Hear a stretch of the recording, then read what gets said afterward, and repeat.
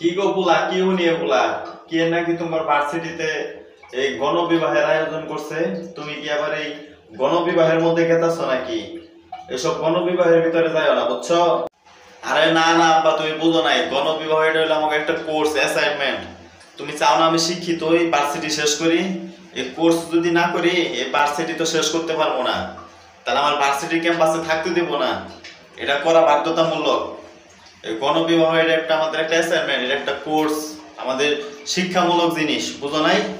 এমনকি গণবিবাহ তো করা লাগে, না করলে তো ভার্সিটিতে থাকতে পারবো না। তা তো চাই, এই কারণে তো তোমার এত দূরে রেখে পড়ালেখা করাইতাছি। তুমি কি গণবিবাহের অ্যাসাইনমেন্ট করবা?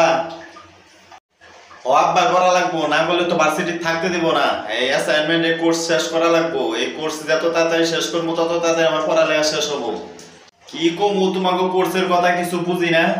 যাই হোক, যদি এটা ভার্সিটি করা লাগে তাহলে কইরো।